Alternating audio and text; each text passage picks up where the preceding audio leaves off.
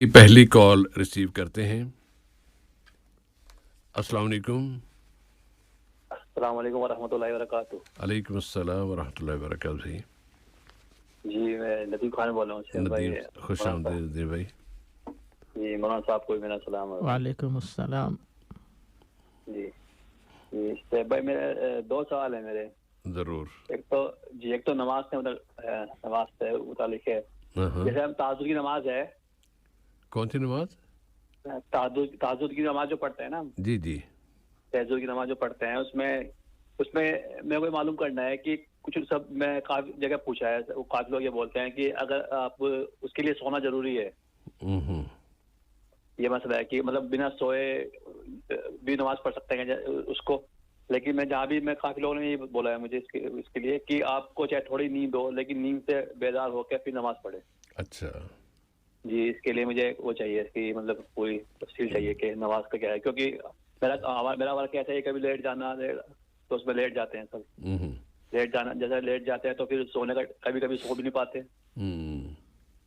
तो उसमें सोना जरूरी है या ऐसे ही पढ़ सकता है? अच्छी बात, इंशाल्लाह जवाब आएगा। दूसरा सवाल क्या है भाई? जी दूसरा सवाल मेरा ये है कि जैसे वालिद साहब के टाइम में किन्हीं लोग कुछ लोग अच्छे मतलब नाराजगी थी, वो लोग नाराज थे। जी लेकिन हमने कोशिश की मनाने के लिए बहुत, मतलब हमारी तरफ से नाराजगी नहीं थी, उन्हीं की तरफ से नाराजगी बहुत हर तरीके से कोशिश कर रहे हैं लेकिन मान नहीं रहे वे। फिर हर चीज हम जितनी अपनी पूरी कोशिश है मदद के तरीके से हर तरीके से। और फिर भी वालिद साहब ने कहा कि उनसे मतलब कभी ताल्लुक मत तोड़ना कभी भी। हाँ ताल्लुक बनाए रखना उनसे कभी भी, उनको हमेशा अपने जैसे वो चाहे कुछ भी करें आपके लिए लेकिन आप उनके लिए अच्छा ही करना और उनको अपने करीब लाने की कोशिश करना, खूब जुड़ के रहना उनसे। लेकिन फिर भी कोशिश की जा रही है हर चीज से, लेकिन वो लोग फिर भी अपने अकड़ में है, मतलब उसमें नहीं है। फिर भी कुछ आइडिया है कि क्या वजह हो सकती है कि वो इतने नाराज चल रहे हैं, इतनी लंबी नाराजगी उन्होंने पाली हुई है?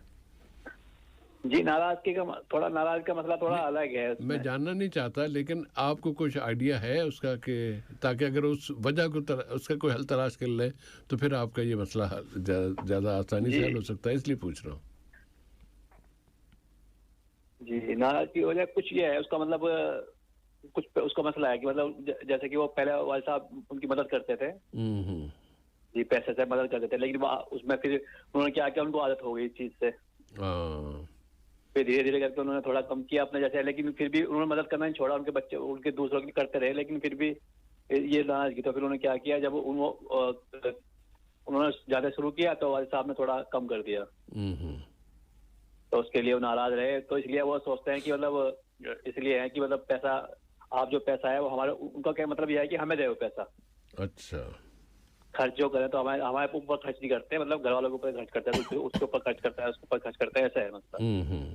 कोई बात हमारे साथ है अभी, अल्लाह खैर करे जी। और वो रिलेटिव भी है हमारे, इसलिए पूछना चाहता हूँ कि लेकिन वो अभी भी मान नहीं रहे, बिल्कुल भी वो नहीं करते वो। हम वो पूरी कोशिश कर रहे हैं उनसे बनाने की। अल्लाह ताला उन्हें हिदायत से नवाजे और आपको आपकी नेकी को बरकरार रखने की तौफीक अता फरमाए भाई। और वो सब में बोलते फिरते हैं सब जगह जाके ना, मतलब वो ऐसा कि वो पैसे आते हैं या आते हैं, मतलब उनको देता है इनको करता है। हाँ तो इसमें इतराज़ वाली क्या बात है? जी पता नहीं, इस पे यही मसला है। नहीं अल्लाह वही ताला तो, क्योंकि वो बताया उसमें क्या है, वो मेरे साथ मेरा फैमिली है ना, जो मेरा भाई थे ना जो उनका इंतकाल हो गया, तो उनकी फैमिली मेरे साथ में है। ठीक है, वो एक अलग मसला है लेकिन जी उनको तकलीफ है उससे। अच्छा ये भी एक वजह हो सकती है। ओके जी ये भी बहुत तकलीफ है, इसलिए वो मतलब अकड़ के उसमें रहते हैं, गुस्से में हर टाइम। अल्लाह ताला उनको, अभी उनके भाई का इंतकाल हो गया था, फोन भी किया, हर चीज किया, बनाने की कोशिश की, तो उन्होंने बात करना भी पसंद नहीं किया। जी उसमें ऐसा करके, वो रिलेटिव भी है हमारे। अल्लाह उनके दिल को नर्म करे और राह हिदायत से नवाजे ताकि आखिरत में वो उनके लिए मसाइल ना बन जाए। आमीन आमीन इंशाअल्लाह ताला। इसके लिए कोई रास्ता बताएं, और कोई रास्ता हो, कुछ भी हो आप। अल्लाह तौफीक देने वाला है इंशाअल्लाह। बहुत शुक्रिया आपके भाई नदीम। जी आपका अल्लाह खुश रखे। बारक अल्लाह फी अल्लाह जी। अल्लाह। और अगली कॉल लेते हैं। अस्सलाम वालेकुम। جی وعلیکم السلام ورحمۃ اللہ وبرکاتہ. میرا نام امجد اقبال ہے. جی امجد بھائی. ایک تو یہ سوال ہے کہ ایک آدمی سے میں نے پاکستان میں پیسے لیے تھے $1000 پاکستان میں. جی ٹھیک ہے جی. تو اس کے بعد اس ٹائم جو پاکستان میں ریٹ تھا وہ کچھ کم تھا. جس سے میں نے جو سینڈ کیے جی تو وہ تھوڑا ریٹ زیادہ ہو گیا تھا. میں نے اس کو واپس تو اسی یعنی کہ ڈالر میں کیے. ہاں تو کیا مطلب کہ یہ صحیح ہے کیونکہ میں نے ڈالر میں لیے تھے ڈالر میں واپس کر دیے. لیکن کبھی کبھی ایسا ایک شیطان کی طرف سے یا ویسے ہی ہے ایک وسوسہ یا ایسا خیال آتا ہے کہ یار میں اس کو اگر اس ٹائم بول دیتا کہ جی میں یہ آج کے ریٹ کے مطابق جو پاکستانی کرنسی ہے کیونکہ میں پاکستان میں لے رہا ہوں اس کے مطابق دوں یا کیسے دوں.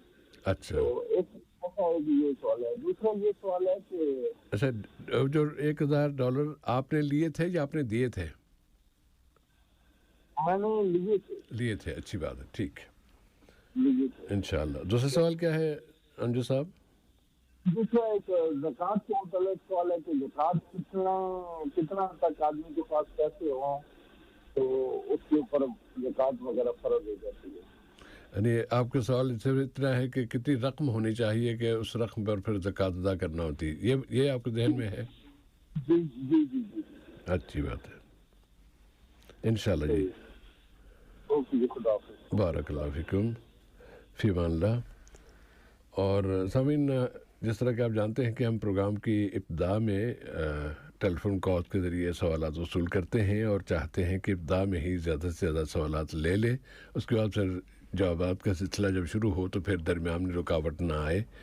ہمارا ٹیلی فون نمبر ہے 44344377. اس وقت یہ مرحلہ ہے کہ ہم سوالات لے رہے ہیں اور اتفاق یہ ہے کہ گزشتہ حلقے میں بھی 2 کال کے بعد پھر وقفہ آ گیا تھا. ابھی وقفہ آیا ہوا ہے, کوئی کال نہیں آ رہی.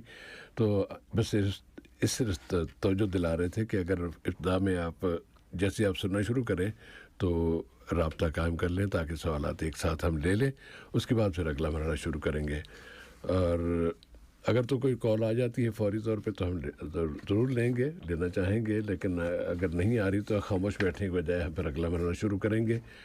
اور اس میں اگلے مرحلے میں ہم آج کی دعا کی طرف آنا چاہیں گے. اور گزشتہ ہفتے جو دعا آپ کی خدمت پیش کی تھی, امید ہے کہ اگر سب نے نہیں تو کچھ لوگوں نے تو اللہ کرے کہ یاد کر لی ہو تاکہ اس سے جو اتنا بڑا اجر ہے وہ اللہ تعالیٰ عطا فرمائے. اور اب آج کی دعا ہم پیش کریں گے, لیکن اس سے پہلے کال آ گئی الحمدللہ, تو کال لے لیتے ہیں. کال کو ترجیح دیں گے. السلام علیکم. جی وعلیکم السلام سر, امتیاز بات کر رہا ہوں. جی امتیاز بھائی. جی سر, میرا سوال یہ ہے کہ اگر ایک بندہ ہے وہ اپنی بیوی کو پیسے نہیں دینا چاہ رہا, خرچہ کوئی منتھلی, مگر وہ اس کی ہر ضرورت جو ہے وہ پوری کر رہا ہے, کیونکہ اس کی خرچہ دینے کی وجہ یہ ہے کہ وہ پیسے ضائع کر دینے, بتانا نہیں. تو یہ مجھے پوچھنا ہے کہ کیا اس کو خرچہ دینا ضروری ہے؟ اگر خرچہ نہیں دے رہے, اس کی ہر ضرورت جو ہے وہ ہم پوری کر رہے ہیں, تو کیا اس سلسلے میں کچھ ہمارے اوپر کوئی واجب ہے, کچھ فرض ہے؟ کبھی کبھی ایسا بھی ہوتا ہے ہمارے امتیاز بھائی کہ خاتون کوئی اپنی چیز, اپنی پسند کی چیز خریدنا چاہتی ہے. اگر آپ خرچہ بند کر دیں گے تو آپ اس کی وہ ضرورت بھی آپ کیسے پھر پوری کر پائیں گے جو وہ اپنی مرضی سے لینا چاہتی ہو؟ تو جی جی سر, یہ ایک پہلو ذرا دیکھ لیجیے گا اپنا.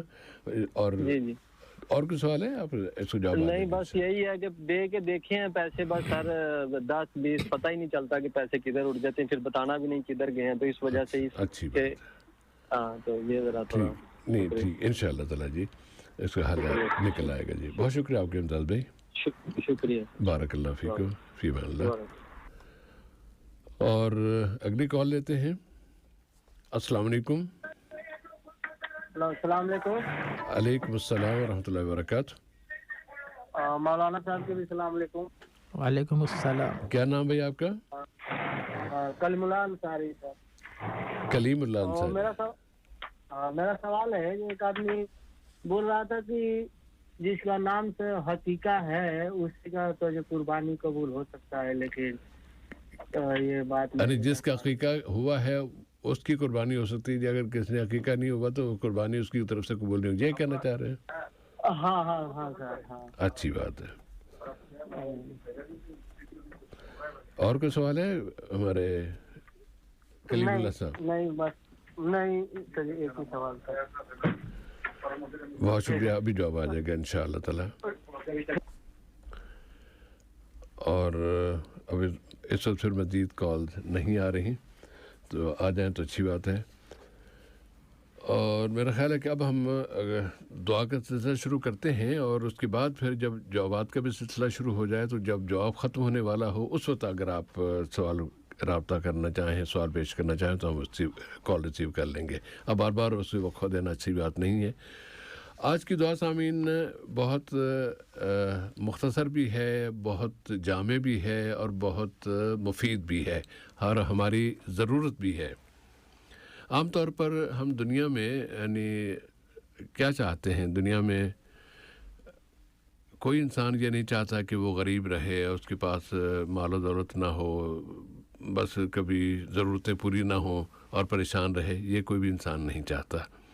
नबी करीम सल्लल्लाहु अलैहि वसल्लम की इस हदीस के मुताबिक आपका मामूल ये था कि एक रिवायत के मुताबिक आप पांचों नमाज़ों में से हर एक नमाज के बाद ये दुआ मांगा करते थे, और एक रिवायत इस तरह है, उसके अल्फाज है, उसमें हर का लफ्ज़ नहीं है, उसमें सिर्फ इतना है कि नमाज के बाद आप ये दुआ मांगा करते थे, और वह है अल्लाहुम्मा इन्नी आऊदु बिका मिनल कुफ्री वल फ़क्री व अदाबिल क़ब्र।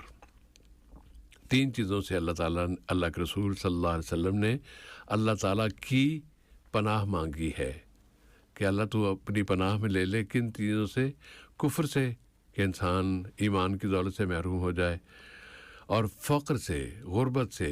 फ़क्र चाहे उसकी कुछ भी माने किए जाते हो, कोई कहते हैं कि इतनी उसके पास इतने भी पैसे ना हों कि उसके एक दिन की खुराक वगैरह की जो ज़रूरतें हैं वो एक दिन की पूरी ना हो, और कुछ लोग कहते हैं कि नहीं इतना है कि बस थोड़ा सा गुजारा चल रहा है लेकिन बड़ी मुश्किल से हो रही है।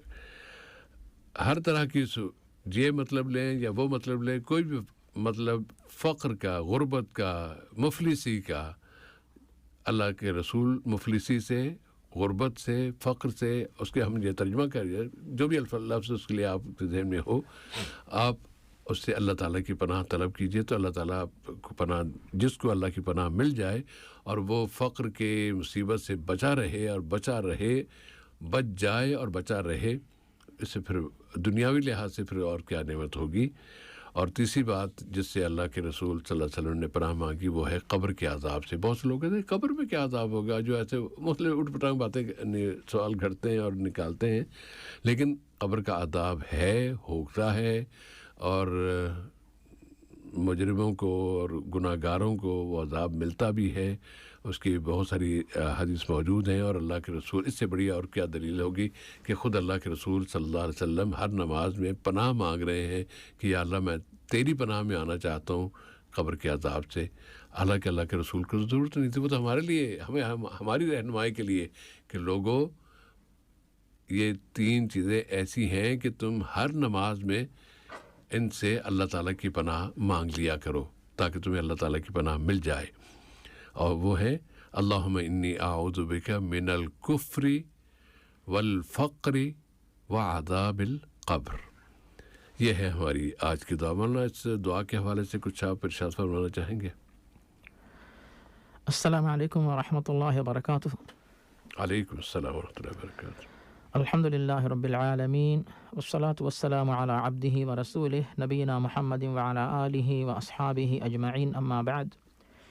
बिस्मिल्लाहिर रहमानिर रहीम। इस सब यहाँ पर बहुत ही कीमती, प्यारी और अहमियत रखने वाली दुआ जो है आपकी तरफ से सामीन भाई और बहनों के लिए तोहफ़े के तौर पर माशाअल्लाह पेश की गई। अल्लाह आपको इस पर अजर और सवाब जारी अता करें। ये हो गई पहली बात। जहाँ तक से भाई अल्लाह की पनाह मांगने की जो बात है, बेशक अल्लाह के सिवा कोई और जो है ज़ात नहीं है जो हमें पनाह दे सके। ये ईमान जो है इस दुआ के वक्त बराबर जो है वो याद रहता है। और दूसरी बात यहाँ पे यह है साहब भाई के कुफ्र से बचना اور جو لوگ کفر میں مبتلا ہیں ان کو دیکھ کر اتنا دکھ ہوتا ہے کہ یہ اپنے آپ کو دنیا میں تو اللہ کی رحمت سے مالا مال ہو رہے ہیں، لیکن اگر یہی کفر اگر یہ نکال دیں اور ایمان میں آ جائیں تو پھر آخرت میں بھی جو اللہ کی رحمت ہے جنت کی شکل میں اس سے بھرپور مستفید ہو سکتے ہیں۔ اور اب جو ہم مسلمان جو دعا مانگتے ہیں اس کا مطلب یہ ہوتا ہے کہ جب اللہ تعالیٰ نے ہمیں اسلام و ایمان کی ہدایت سے نوازا ہے تو پھر جو ہے کفر کی طرف جانے سے بھرپور طور پر اللہ تعالیٰ بچا کے رکھے، اور ایسے اسباب و وسائل سے بھی بچا کے رکھے جو کفر تک نعوذ باللہ لے کر جا سکتے ہیں۔ اور فقر کا معاملہ یعنی تنگ حالی، تنگ دستی، کسی اور کے سامنے محتاجی، ورنہ اللہ کے دربار میں محتاجی، رب انی لما انزلت الی من خیر فقیر۔ موسیٰ علیہ السلام اللہ کے دربار میں دعا مانگتے کہ اللہ میں تیرے دربار کا محتاج ہوں، تو اللہ کے سوا کسی اور کے محتاج ہی نہ رہے تو یہ دعا مانگتے رہیں اور ایسے اسباب اپنائیں جو فقر و فاقے سے ہمیں بچا کے رکھتے ہوں، دعا اور عمل۔ اور عذاب القبر، اس سے بھی بچنے کی دعا ہم مانگ رہے ہیں اور مانگتے رہیں، اور ایسے گناہوں سے اپنے آپ کو بچائیں جو عذاب قبر تک پہنچاتے ہیں۔ تو صرف زبان سے دعا مانگی، اس کے بعد جو ہے پھر عمل وہی کرتے رہے جو عذاب تک پہنچاتے ہیں نعوذ باللہ، تو پھر یہ جو ہے دعا کی خلاف ورزی ہوتی ہے۔ یہ تمام باتیں صاحب بہن نے دعا پیش کی ہے تو اس کے اندر جو ہے یہ تمام باتیں سمجھ میں آنے والی ہیں، تو اس پر عمل کر کے ہم استفادہ کریں۔ جی صاحب بھائی، اللہم آمین، جزاکم اللہ خیراً۔ اور ہماری اس گفتگو کے دوران ایک کال آ رہی تھی لیکن اب اس وقت نہیں ہے، تو وقفے میں آ گئی تو لے لیں گے ضرور۔ تو سامعین، آج کی دعا ہے اللہم انی اعوذ بک من الکفر والفقر اور وعذاب القبر۔ اسے یاد کر لیں، اللہ تعالیٰ توفیق دے، اور ہر نماز کے بعد یہ دعا مانگ لیا کریں۔ ایک ٹیلی فون کال ہے اور لے لیتے ہیں۔ السلام علیکم۔ السلام علیکم جی۔ اچھا، کٹ گئی ہے، چلیے۔ اور اب ہم آتے ہیں جوابات کی طرف، اور گزشتہ حلقے میں دو ساتھیوں کے یا دو سامعین کے سوالات رہ گئے تھے، اور مولانا اگر سوالات سے پہلے دوسرا اہم واقعہ جو ہو گیا کہ اس پروگرام نور اسلام کے ابتدا سے ہمارے ایک محترم مولانا سید عبدالحکیم صاحب جو ابتدا سے ہی اس پروگرام میں شریک ہوئے تھے، اور جو تین ساتھی جن سے اس پروگرام نور اسلام کی ابتدا کی گئی تھی ان میں وہ شامل تھے مولانا سید عبدالحکیم صاحب، تو آج جمعہ کی نماز سے پہلے انڈیا حیدرآباد میں وہ اس دار فانی سے کوچ کر گئے ہیں، وفات پا گئے ہیں۔ اللہ تعالیٰ ان کی مغفرت فرمائے، ان کی تمام نیکیوں کو، عبادتوں کو قبول فرمائے، اور جہاں انسان ہونے کے ناطے سے جو بھی لغزشیں ہوئی ہوں اللہ تعالیٰ انہیں معاف فرما دے۔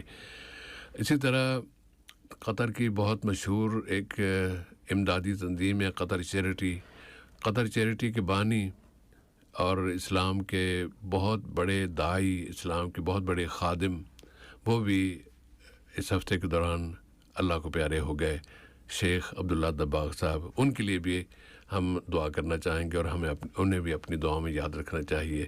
اور جب مولانا عبدالباسط العمری صاحب اس پروگرام نور اسلام میں تشریف لا رہے تھے، اس وقت وہ اوقاف میں ہوتے تھے، اور انہی کے ساتھ ملاقات کے ذریعے آپ کی یہاں مولانا آمد ہوئی تھی، تو پرانی یادیں ذہن میں آتی جا رہی ہیں۔ تو اس موقع پر اگر آپ بھی کچھ کلمات ادا فرمائیں دونوں مرحومین کے لیے۔ جس سے میں زیادہ الفاظ میں شاید ادا نہیں کر پاؤں گا، لیکن آپ کے اس نور اسلام کے قافلے میں جو حضرات علماء شریک تھے ان میں سے ایک بہت ہی میرے استاذ محترم مولانا محترم محمد عرفان شمسی صاحب رحمہ اللہ، جو سن 2005 میں ہم سب سے جدا ہو گئے، ان کے لیے بھی دعائیں نکلتی ہیں کہ اللہ تعالیٰ ان پر اپنی رحمت اور مغفرت نازل کرے، اور ان کے جو لواحق ہیں ان کو اللہ تعالیٰ جو ہے صبر اور اجر دیں۔ اور جو 2 دن پہلے جو شیخ عبداللہ محمد عبداللہ دباغ رحمہ اللہ دنیا چھوڑ کر چلے گئے، وہ بھی سب بھائی آپ کے خاص مخلص دوستوں میں شامل تھے۔ تو پھر یعنی آپ لوگ سب ایک ہی لگتا ہے کہ ماشاءاللہ ایک ہی سواری کے سوار تھے جو ماشاءاللہ تو ایک ہی مقام رکھتے ہیں آپ سب ہمارے لیے۔ تو پھر وہ بھی دنیا چھوڑ کے چلے گئے، ان کے لیے بھی یہی دعا ہے کہ اللہ تعالیٰ ان کی بھی جو ہے ان کو بھی غریق رحمت کرے، ان کے درجات بلند کرے، اور ان پر اپنی رحمت و مغفرت نازل کرے۔ اور جو تیسرے جو استاذ محترم मोहतरम जो मरहूम बन गए मौलाना सैयद अब्दुल हकीम बिन सैयद अब्दुल क़दीर साहब यम, तो ये भी दुनिया छोड़ के चले गए, तो सब हमारे असातिज़ा में से शामिल हैं। तो अल्लाह ताला उनकी भी मग़फ़िरत करे, ग़रीक़ रहमत करे, उनके भी लवाहिक़ीन को अल्लाह ताला सब्र और अजर दें।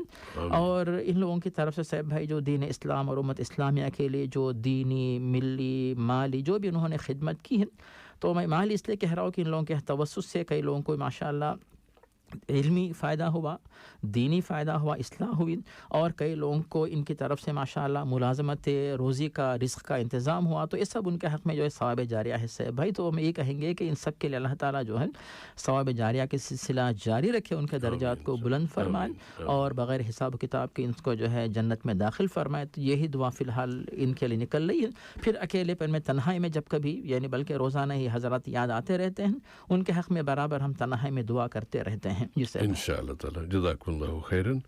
और अब एक टेलीफोन कॉल है, ले लेते हैं। अस्सलाम वालेकुम। वालेकुम सलाम। क्या नाम है, क्या सवाल है भाई? शेख भाई, मेरा नाम अबूबकर सदीक है। मौलवी साहब को मेरे सलाम करो। वालेकुम अस्सलाम। शेख भाई, मेरा सवाल यही है ना जी कि शिया लोग हैं, उसके साथ खाना पीना बैठकर या उसके जो पानी से बोतल में पी कर के ये पीना या खाना पीना सब ये अच्छा है या नहीं? अच्छा नहीं है, इसी के हवाले से मेरा सवाल। इंशाल्लाह जवाब आएगा भाई, जरूर। या उसके पैसे से कुछ खर्च आपके ऊपर आते हैं ना, अलग अगर वो कोई पार्टी करें आप जाएंगे, वो कहेंगे, तो कोई इजाजत है या नहीं है? अच्छी बात है, इंशाल्लाह जरूर जवाब आएगा भाई। बहुत शुक्रिया, थैंक यू, बहुत बहुत शुक्रिया। बारकल्लाह फी अमानिल्लाह जी। और जिक्र कर रहे थे हम कि अच्छा एक और कॉल भी है, ये भी ले लें। अस्सलाम वालेकुम। वालेकुम अस्सलाम रहमतुल्लाहि व बरकातहू। जी भाई, जी कैसे हैं सर भाई आप? खैरियत माशाअल्लाह। ये जो शो है बहुत ही बेहतरीन, काफी इंफॉर्मेटिव शो है और काफी जज़ाकुल्लाह। टाइम ज़रा कम है हमारे पास, ज़रा जल्दी से सवाल बता दें भाई, नाम और सवाल। जी जी, मेरा नाम सैयद मोहम्मद है। मेरे दो सवालात हैं असल में। सैयद मोहम्मद साहब खुश आमदीद। क्या सवाल है? पहला सवाल तो ये है, जैसे हम यहाँ जुमा की नमाज में जी जो बैठते हैं हम लोग सूरह कहफ की तिलावत करते हैं मस्जिदों में, तो अपने हिंदू पाक में जो लोग हैं काफी अदब से पहली सफ में बैठ के पढ़ते हैं। लेकिन यहाँ मैं देखता हूँ कि कोई भी कुरान लेके कहीं भी बैठ जाता है और कोई ऊपर बैठा हुआ है, कुरान नीचे है, कोई सामने बैठा हुआ है, कोई बंदा कुरान लेके पीछे बैठा हुआ है। तो और बाज़ लोगों को देखता हूँ मस्जिद में कि पैर क़िबले की तरफ फैला के बैठते हैं। उसकी शरई हैसियत क्या है दो चीज़ों की? एक तो कुरान के अदब के ताल्लुक से जी, और दूसरी चीज़ जो क़िबले का अदब है जी। और मेरा दूसरा सवाल है जो बैंकिंग सिस्टम जो है यहाँ पे, इस्लामिक बैंक है जैसे कतर के अंदर में जी, बाज़ बैंक है जैसे आपको कतर इस्लामी बैंक है या दुकान बैंक है जी, उनमें जो है ये वो लोग फाइनेंस जो करते हैं होम लोन के लिए या इस तरह की चीजें हैं, तो वो एक टर्म का यूज करते हैं मुराहबा। क्या? और मुराहबा एक टर्म है जो इस्लामिक फाइनेंस के तहत मुराहबा या मुराबहा सॉरी जी, हाँ, वही मुराबहा है जी भाई जी जी जी जी जी। तो वो उसकी कहाँ तक जो है शरई हैसियत और उस तरीके से जो फाइनेंस पे पैसे लेना जी, वो उसकी क्या हैसियत है और इस्लामिक मुल्क खासतौर से कतर के अंदर में जी जी जरूर। दो सवालात मेरे थे, जरूर भाई इंशाल्लाह जवाब आएगा जी जी। मौलाना को मेरा सलाम कहिए। वालेकुम अस्सलाम। इंशाल्लाह जज़ाकल्लाह खैर। ठीक है इंशाल्लाह, जज़ाकल्लाह खैर। बहुत शुक्रिया आपका, बारकल्लाह फी अमानिल्लाह जी। और एक और कॉल है। अस्सलाम वालेकुम। हेलो अस्सलाम वालेकुम। वालेकुम अस्सलाम। ये आखिरी कॉल लेंगे, इसके बाद नहीं लेंगे कोई कॉल जी। क्या नाम भाई आपका? मेरा नाम मोहम्मद निज़ाम है। मोहम्मद निज़ाम साहब, क्या सवाल है निज़ाम भाई? हमारा एक सवाल है जी। हम अभी कतर में इंडस्ट्रियल एरिया में रहते हैं जिस जगह, वो हमारा एक साथी है रूम के, वो हम जो आए तो उसको मालूम हुआ कि ये देवबंदी से है। उसको मालूम हुआ, हम फिरके में कुछ भी नहीं जानता था कि क्या शिया क्या सुन्नी कौन सा देवबंदी वहाबी। वो आया, उसको मालूम हुआ, हमको वो पूछा कि आप का नाम क्या? मैं बोला मोहम्मद निज़ाम, तो जानता ही है। بولتا ہے کون سا جاتا؟ ہم بولے مسلمان ہیں. تو کدھر سے؟ ہم کو بولے دیوبندی سے ہمارا آدمی سب فارغ ہوتا ہے، دیوبند میں پڑھتا ہے.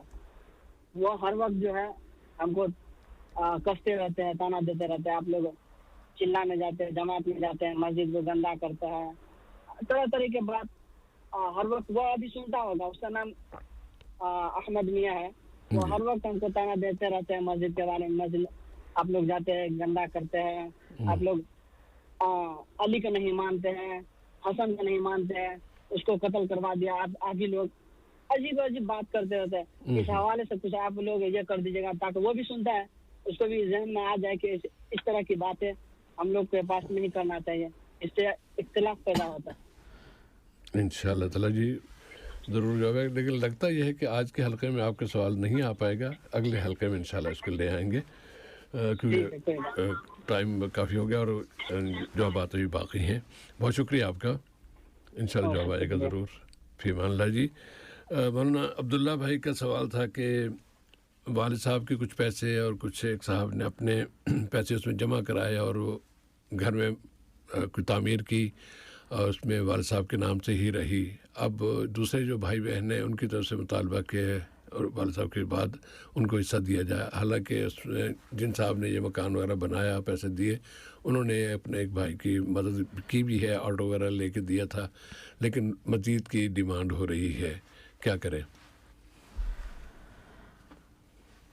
جی صاحب اس کے بارے میں بتانا یہ ہے، پہلی بات کہ موصوف سے جو ہے اس میں جو ہے نام کیا ہے، عبداللہ بھائی صاحب ہے ان کا نام، عبداللہ صاحب جو بھی ہیں. تو ایسے لوگ صاحب بہت سارے ہیں جو اپنے والدین کی جو ملکیت ہوتی ہے، پراپرٹی، زمین یا جو بھی ہے، اس کے ساتھ جو ہے اپنا مکان پھر بنا لیتے ہیں. پھر جب تقسیم کی بات آتی ہے، وراثت کی تقسیم، تو اس موقع پر اختلاف ہو جاتا ہے کہ بھئی اس کو جو ہے مکمل جو بھی پراپرٹی ہے اس کو تمام بھائیوں بہنوں میں تقسیم کیا جائے. اس میں کچھ حصہ والدین کا، کچھ حصہ جو ہے ایک دو بھائیوں کا رہتا ہے. تو پھر اس میں اختلاف ہوتا ہے، پھر مسئلہ حل نہیں ہوتا، پھر عدالت تک بات جاتی ہے، پھر آپس میں جھگڑے ہوتے ہیں، پھر یہ مسئلہ حل ہوتا ہی نہیں. اسی لیے صاحب بھائی کہ کبھی بھی جو ہے جو بیٹے بیٹیاں جو بھی اپنے والدین کی جو بھی ملکیت ہے اس میں مداخلت نہ کرے، رہنے دیں. اور اگر آپ کے پاس طاقت حیثیت ہے تو مزید آپ الگ سے بالکل سپریٹ جو ہے کوئی ملکیت لیجئے، اس میں مکان بنائیے. اگر نہیں ہے تو جس طرح ہزاروں میں لاکھوں کی تعداد میں بہت سارے مسلمان جو ہے بغیر اپنا ذاتی مکان بنائے ہوئے رہتے ہیں، اس طرح آپ گزارا کیجئے. تو یہ ان تمام بھائیوں بہنوں کے لیے ہے ایک بات کہ جو اس طرح کی غلطی کر لیتے ہیں. اب دوسری بات یہاں پہ ایسے بھائی کہ عبداللہ بھائی نے جو ماشاءاللہ اپنے والد کی زمین کے ساتھ جو ہے اور زمین خریدی، تو اب جب وہ اس کو انہوں نے کہا کہ فروخت بھی کر دیا، اس طرح کا جو ہے ان کا ان کی بات تھی. تو ایسا کہ کہیں وہ قبضہ ہو رہا ہے تو اس لیے بیچ دو. بیچ دینے کے بعد بھائی جو ہے وہ حصہ مانگ رہے ہیں. جی بالکل صاحب ٹھیک ہے. تو اس میں جو رقم موصوف کو ملی ہے تو اس رقم میں سے موصوف کا جتنا حصہ بنتا عبداللہ بھائی کا اپنا حصہ وہ لے لیں. اور جو باقی آدھی جو زمین تھی جو بچی ہوئی جو والد صاحب کی تھی، تو اب اس میں عبداللہ بھائی، ان کے بھائی، اگر کہ ان کے کوئی ان کی بہن ہے کہ نہیں یا ان کی والدہ ہے کہ نہیں، تو جو باقی زمین جو آدھا حصہ ہے جو والد صاحب کی ملکیت تھی، تو اس کو جو ہے جتنے بھی ورثاء ہیں جن کا جتنا حق بنتا ہے اتنا حصہ دے دیں. اب اس کے بعد جو بھائی ہیں وہ خوش رہتے ہیں، نہیں رہتے ہیں تو پھر موصوف ان کو کچھ تحفے تحائف دے کے چپ کروانا چاہتے ہیں تو عبداللہ بھائی کی مرضی ہے، نہیں تو پھر آپ ان کو چھوڑ دیجیے. بھائی یہ یعنی ہمارے آپ کے درمیان انصاف کا فیصلہ ہے.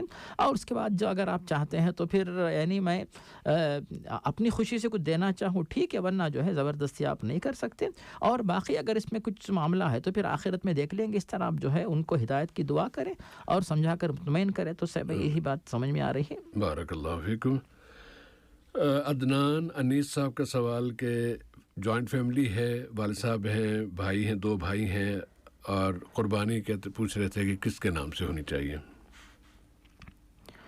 اس کے بارے میں صاحب بھائی اللہ تعالیٰ نے قرآن مجید سورۃ الکوثر کے اندر واضح فرمایا کہ فصلی لربک وانحر، اے نبی کریم آپ جو ہے اللہ تعالیٰ کی رضامندی کے لیے نماز ادا کریں اور اللہ کی رضامندی کے لیے ہی قربانی انجام دیجیے. اسی کے مطابق نبی کریم قربانی کیا کرتے تھے. یہ ہو گئی پہلی بات. دوسری بات جو ہمیں ملتی ہے ترمذی اور ابن ماجہ میں ابو ایوب انصاری سے، وہ فرماتے ہیں کہ پیارے نبی کے دور میں قربانی کا طریقہ یہ ہوتا تھا کہ کان الرجل یضحی بالشاة عن نفسه وعن اہل بیتہ فیأکلون ویطعمون، کہ نبی کریم کے دور میں طریقہ یہ ہوتا تھا کہ گھر کا جو سرپرست ہوتا، ذمہ دار، وہ اپنے گھر میں ایک جانور کی قربانی کرتا اور خود بھی کھاتے، دوسروں کو کھلایا کرتے تھے. اس اعتبار سے جو ہے اس گھر میں جو رہتے ہیں تو ان کے بارے میں بتانا یہ ہے بھائی کہ کیا جتنے لوگ رہتے ہیں سب کی آمدنی صرف ایک ہے، ایک سرپرست ہے وہ کماتا ہے، اسی کی کمائی میں سب لوگ کھا رہے ہیں؟ ایسی صورت میں کمانے والا ایک ہے، وہ ذمہ دار ہے، سرپرست ہے، اس کی طرف سے قربانی ہوگی، اور قربانی کے ثواب میں گھر کے تمام افراد جو ہے والدین ہو اور وہ صاحب کے جو ہے نا جو ان کی بیوی، بچے، بچیاں، بھائی بہن جو بھی سب کے سب انشاءاللہ ثواب میں شریک و شامل ہو جائیں گے۔ لیکن اگر جو ہے آمدنی والے زیادہ ہیں تو پھر ایک گھر میں رہنے کا مقصد یہ نہیں ہے بھائی کہ چلو قربانی معاف ہو جائے گی، مقصد تو یہ نہیں ہوتا۔ مقصد یہ ہوتا ہے کہ والدین ساتھ رہیں گے، خدمت میں آسانی ہوگی، اور الگ الگ مکانات میں رہیں گے تو کرائے کے پیسے ضائع ہوں گے، زیادہ اسراف ہوگا۔ اسی لیے جو ہے ایک جگہ مل جل کر رہتے ہیں تو اس میں بہت سارے فائدے ہیں۔ تو اس کا مقصد یہ نہیں ہوتا کہ ہم قربانی معاف کر لیں، مقصد یہ ہوتا ہے کہ اس میں دوسری طرف جو ہے سہولت رہے۔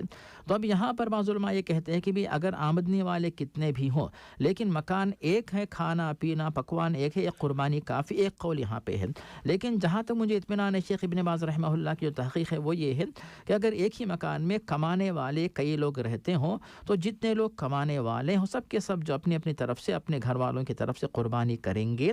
اور جہاں تک ان کے والد صاحب کا معاملہ صاحب، اگر والد صاحب بھی مستقل ان کی آمدنی ہے ان کی طرف سے قربانی کیجئے، اور اگر آپ ریٹائر ہو چکے اس وقت ماشاءاللہ جب تک وہ آمدنی تھی، کماتے تھے، تنخواہ تھی، مثلا جب انہوں نے قربانی کی اب جو ہے اس قربانی کی ضرورت نہیں رہتی، دونوں بیٹے جب قربانی کریں گے تو ہر ایک بیٹا جب اپنی طرف سے قربانی کرے گا، یا اللہ میری طرف سے، میرے والدین کی طرف سے، چاہے وہ موجود ہوں چاہے دنیا سے جا چکے ہوں، میری بیوی، میرے بچے، میری بچیاں، یہاں تک کہ سب جتنے لوگوں کو آپ شریک کرنا چاہتے ہیں، بھائی بہنوں کو بھی ان سب کو شریک کیجیے آپ، تو والد صاحب بھی اس میں شریک ہو جائیں گے۔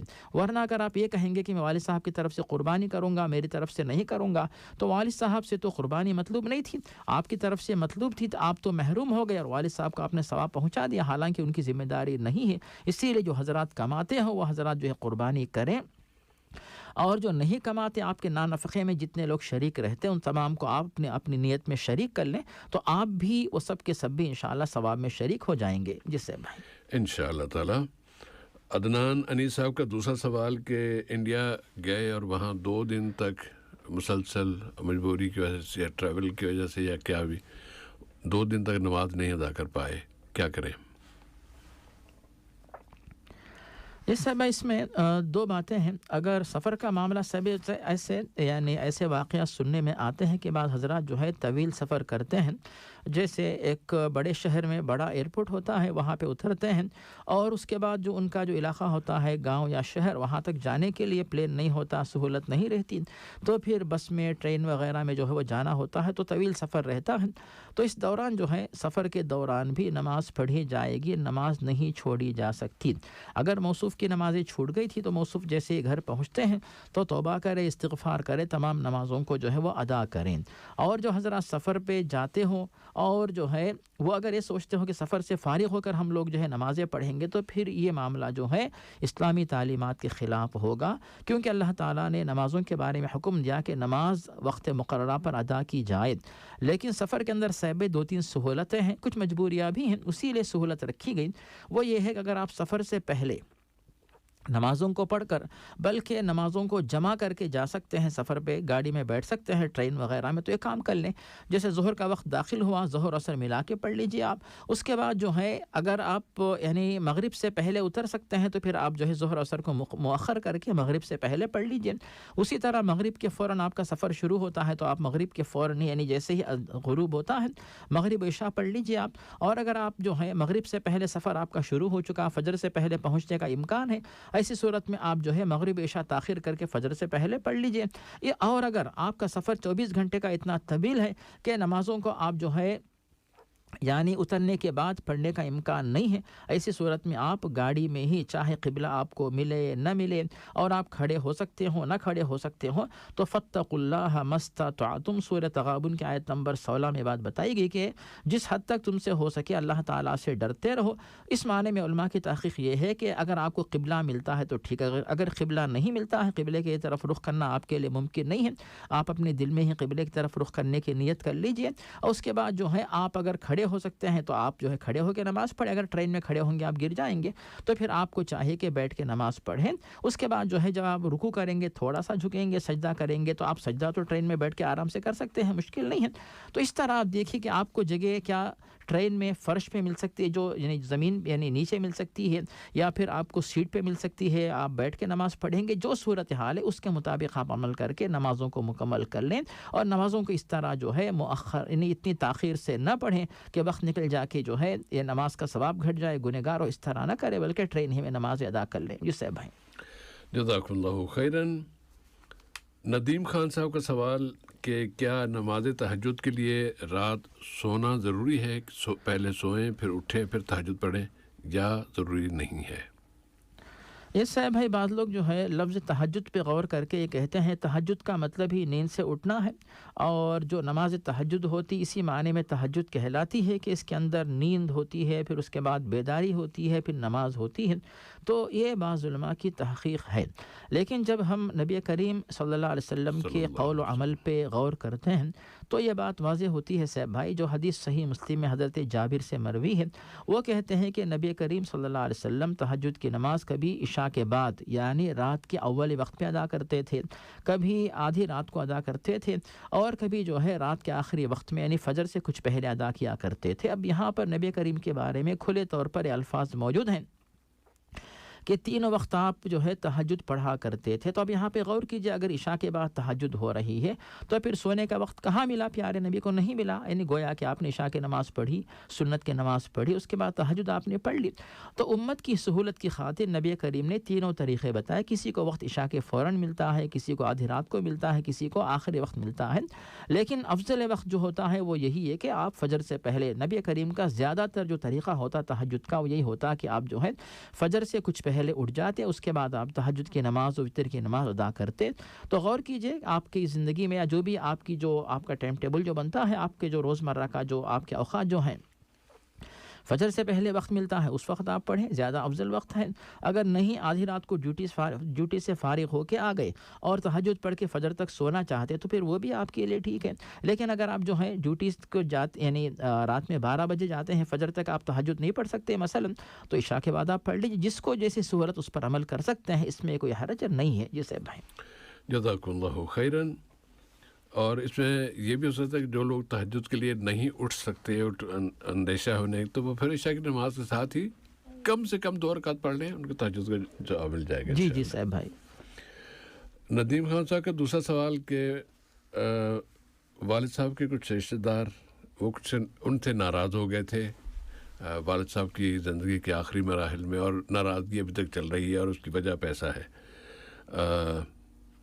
یہ کیا کرے؟ یہ اپنے والد صاحب کی نصیحت پر عمل کرتے ہوئے ان کے ساتھ اچھا سلوک کر رہے ہیں, ان کی مالی مدد کر رہے ہیں, لیکن ان کی ڈیمانڈ زیادہ ہے اور جو یہ نہیں پوری کر پا رہے شاید اس بنا پر. ایسے میں انہیں کیا کرنا چاہیے؟ اور جو صاحب ناراض ہیں ان کی اصلاح کے لیے بھی جاننا چاہتے کہ وہ کس طرح ان کو اصلاح پہ لایا جا سکتا ہے.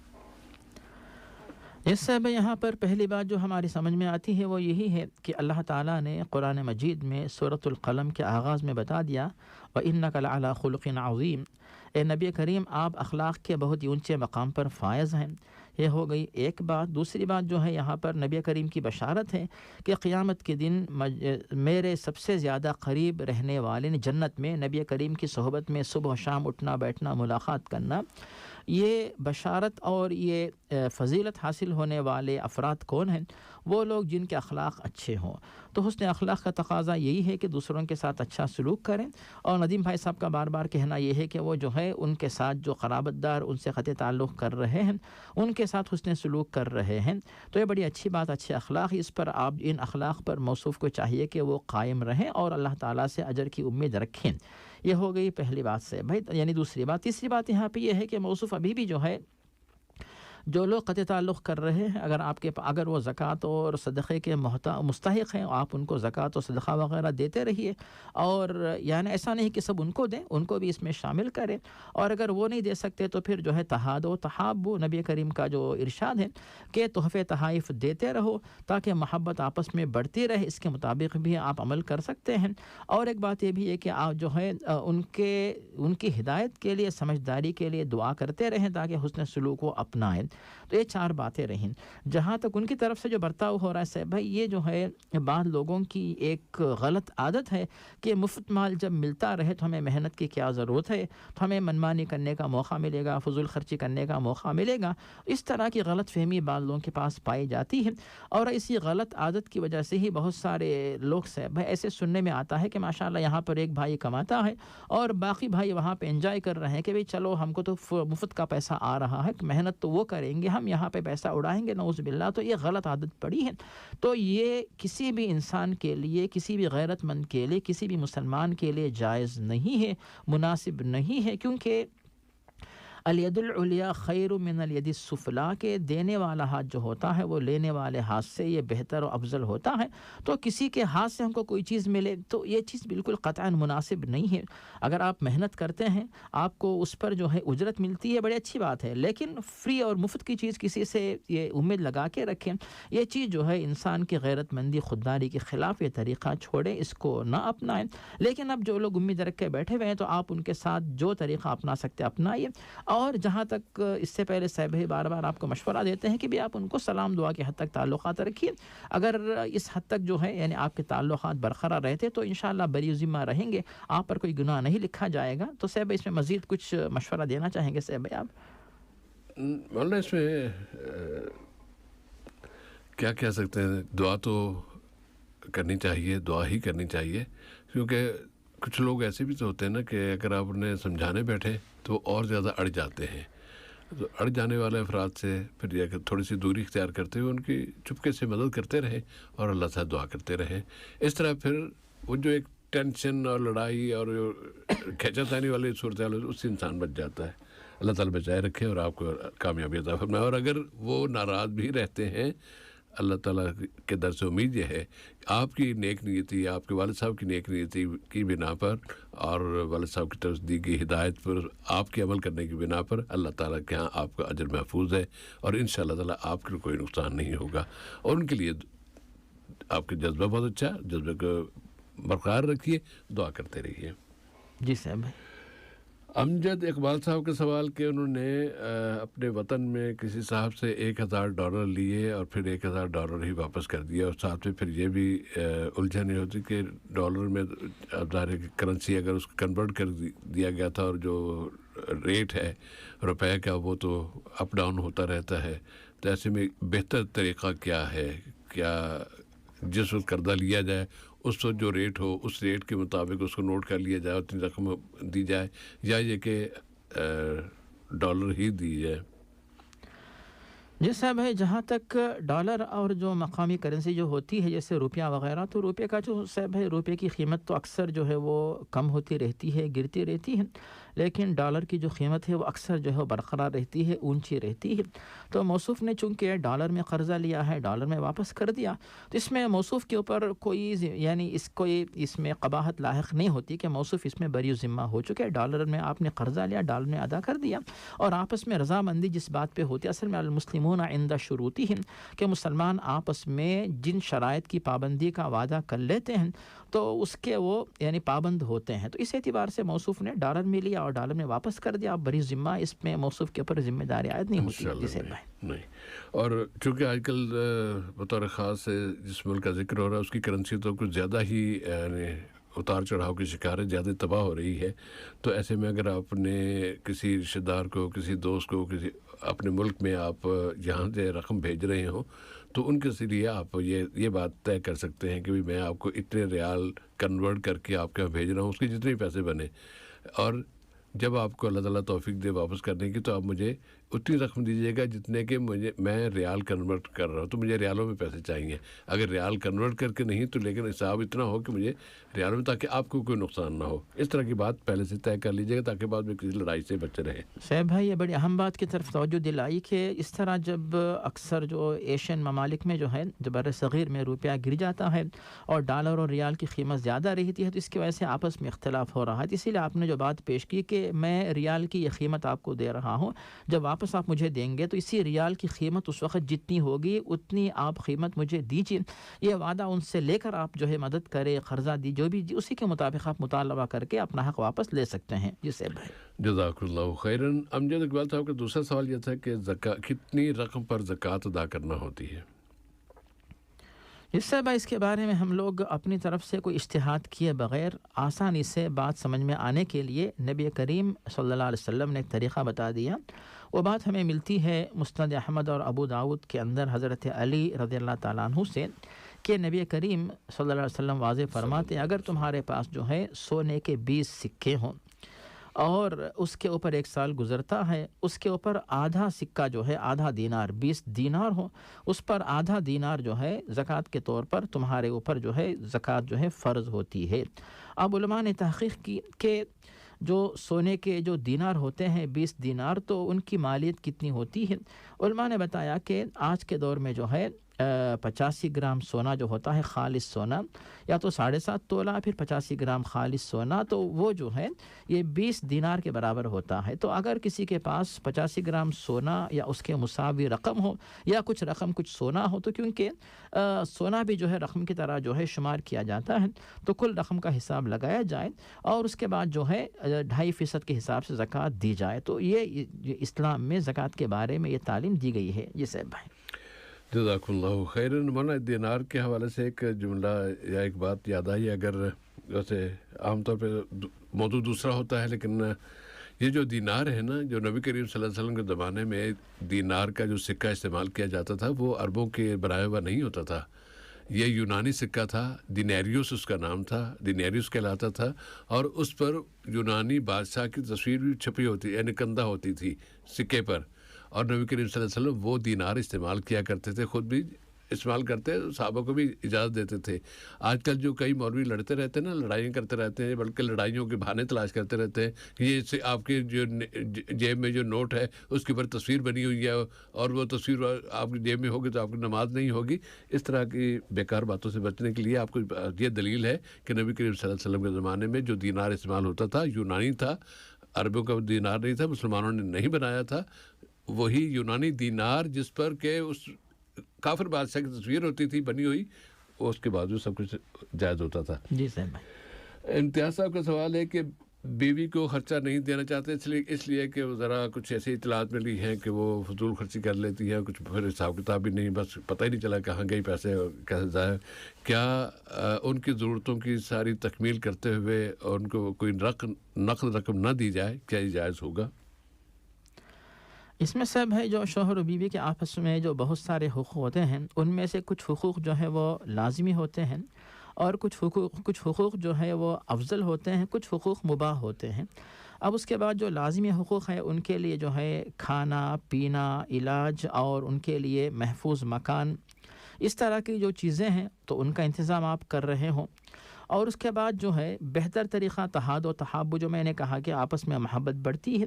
اور اس کے بعد جو ہے جیب خرچ کے نام سے جو کہتے ہیں نا، اب جو یعنی ان کے لیے جو ہے اضافی جو خرچ ہوتا ہے، کبھی دل چاہا کوئی چیز جو ہے وہ لے کر آ جاتی ہے مثال کے طور پر، یا پھر خواتین کے خاص لباس ہوتے ہیں، خواتین کی خاص چیزیں جو ماہواری کے موقع پہ کام آ جاتی ہیں، یا پھر کوئی رشتہ دار گھر پہ آ گئے مہمان، یا وہ کچھ پیسہ چھپا کے شوہر سے لیتی ہے، چھپا کے رکھتی ہے، تو کبھی جو اپنے میکے جاتی ہے تو پھر ان کو دینے کے لیے، یعنی ان کے تحفے تحائف دینے کے لیے، کھانے پینے کی چیزیں جب وہ آ جائیں، جب ان کے پاس جائیں، اس طرح خواتین کی بہت ساری چیزیں رہتی ہیں. ان باتوں کا خیال کر کے کوئی خاتون اگر خرچ کر رہی ہے تو شوہر اس کو دے رہا ہے تو پھر اس میں کوئی حرج نہیں ہے. لیکن اللہ تعالیٰ نے یہ بھی بتا دیا کہ وَلَا تُؤْتُوا السُّفَهَاءَ أَمْوَالَكُمُ الَّتِي جَعَلَ اللَّهُ لَكُمْ قِيَامًا، کہ بے وقوف لوگوں کو اپنا مال مت دو جو کہ تمہارے لیے زندگی کا سہارا ہے.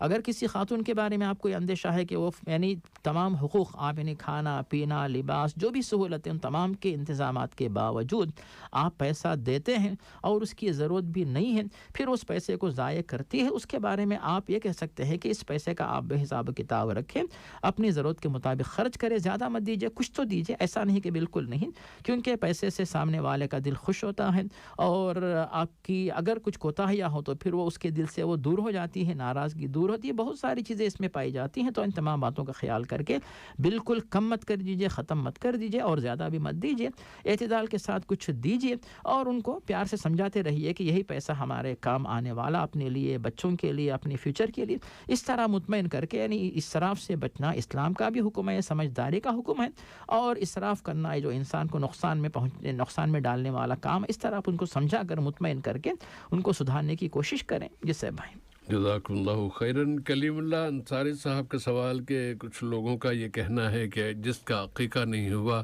اس کی طرف سے قربانی قبول نہیں ہوتی، کیا یہ بات صحیح ہے؟ جس صاحب ہے بے شک عقیقے کی تاکید کی گئی ہے، جیسا کہ ابو داؤد ترمذی میں بات ہمیں ملتی ہے عائشہ صدیقہ سے، ام کرز وغیرہ سے، کہ نبی کریم کی طرف سے یہ تعلیم دی گئی کہ ہر ایک نو مولود چاہے لڑکا ہو یا لڑکی ان کی طرف سے عقیقہ کیا جائے، اور عقیقے کے اندر جو ہے سر کے بال اتارے جاتے ہیں اور ان کا نام رکھا جاتا ہے، اور لڑکی ہو تو ایک جانور، لڑکا ہو تو 2 جانور ذبح کیے جاتے ہیں۔ تو یہ تمام کام عقیقے کے موقع پہ ہوتے ہیں، اور علماء کی تحقیق یہاں پہ یہ ہے ان حدیث کی روشنی میں کہ عقیقہ کرنا یہ سنت مؤکدہ ہے، فرض نہیں ہے، واجب نہیں ہے، لیکن یہ عقیقہ کرنے والے جو والدین ہیں ان کے لیے بھی، اور جو جس بچے کا عقیقہ ہوتا سب کے لیے یہ ثواب کا، اجر کا اور برکت کا سبب بنتا ہے۔ لیکن اگر ایک کام نہ کیا جائے تو بہت بڑے ثواب سے محروم ہونے کا سبب بنتا ہے۔ لیکن بغیر عقیقے کے اگر کوئی بچہ ہے وہ بڑا ہوتا ہے تو پھر اس کی نماز، روزہ، زکوٰۃ، حج، یہ سب عبادات قبول ہوتی ہیں، تو اسی طرح جو ہے اس کی طرف سے قربانی بھی انشاءاللہ صحیح ہوگی۔ عقیقے کا نہ ہونا یہ جو ہے یہ قربانی کی قبولیت میں رکاوٹ نہیں بنتا ہے، لیکن یعنی ہم یہ کہیں گے کہ عقیقہ کیا جائے، لیکن آپ اس طرح اپنی طرف سے فتویٰ دے دینا کہ اس کی قربانی صحیح نہیں ہوگی، ایسی کوئی دلیل نہیں پائی جاتی ہے، تو اس یعنی بالکل اس کی طرف سے قربانی ہو سکتی ہے، کوئی حرج نہیں ہے۔ لیکن اگر کوئی بندہ یہ سوچے کہ میں اب اس سال قربانی کر رہا ہوں، میرے والد صاحب نے میری طرف سے عقیقہ نہیں کیا تو میں اس سال اپنی طرف سے عقیقہ کر لوں، اس کے بعد آنے والے سال سے قربانی شروع کرو، اگر اس طرح بھی کوئی کرتا ہے تو تاکہ والد صاحب کی ذمہ داری وہ بھی ادا ہو جائے اور عقیقہ بھی ہو جائے، تو پھر یہ بھی اس کے لیے فائدے کی چیز ہے۔ لیکن یہ فیصلہ سنا دینا کہ چونکہ اس کا عقیقہ نہیں ہوا تو قربانی نہیں ہوگی، ایسی کوئی بات اسلامی تعلیمات میں نہیں ملتی ہے۔ جی صاحب بھائی جزاکم اللہ خیرن۔ ابو بکر صدیق صاحب کا سوال کہ شیعہ حضرات کے ساتھ کھانا پینا بیٹھنا جائز ہے یا نہیں؟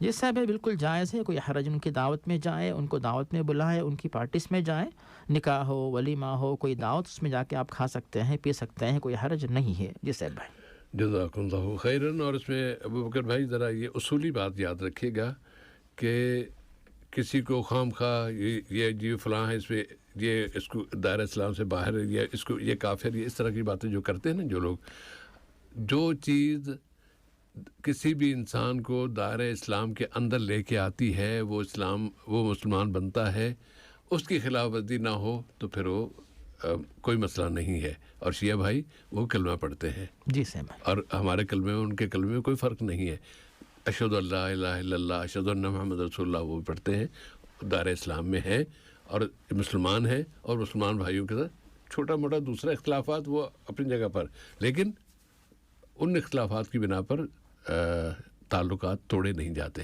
یہ اسلامی برادری ہے، ہم اکٹھے ہیں، مسلمان ہیں، اور مسلمانوں کو ملنا چاہیے، نہ کہ ان کو تقسیم ہونا چاہیے۔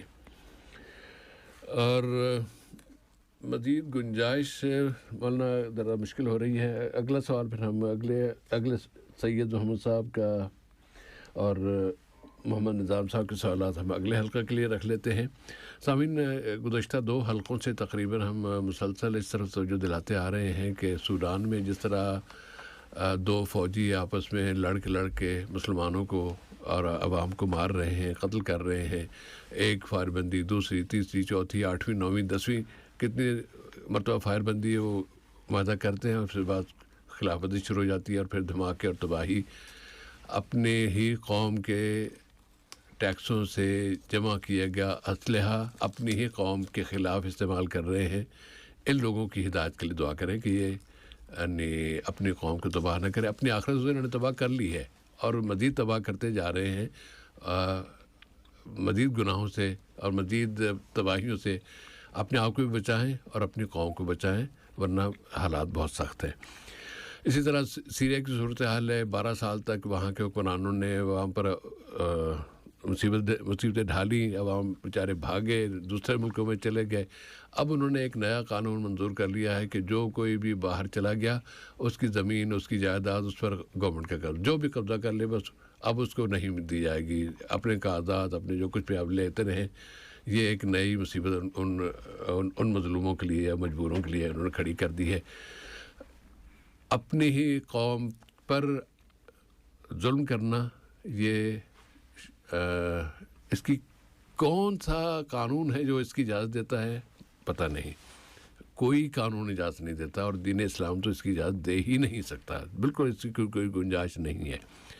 हमारे अपने पाकिस्तान से जो इत्तलात आ रही हैं, नबी करीम सल्लल्लाहु अलैहि वसल्लम की बचपन से जिसमें आपकी हदीस हम सुनते आ रहे हैं, इन्नमा बुइस्तु लिउतम्मिमा मकारिमल अखलाक, कि मैं भेजा गया हूँ आला अखलाक की तकमील के लिए। आला अखलाक का आला नमूना आप सल्लल्लाहु अलैहि वसल्लम ने पेश किया। और जो ख़बरें आ रही हैं उसमें अदना अखलाकियात नाम की तो कोई चीज़ है ही नहीं। अखलाकियात से बिल्कुल अपने आप को मुबर्रा करके जुल्म पर जुल्म कमा रहे हैं लोग, और फिर कहते हैं मुसलमान हैं और हम दुनिया के सबसे बड़े या दुनिया के फलां इस्लाम के लिए कायम किए गए मुल्क के हम ये हैं वो हैं। अल्लाह ताला ऐसे लोगों को हिदायत अता फरमाए।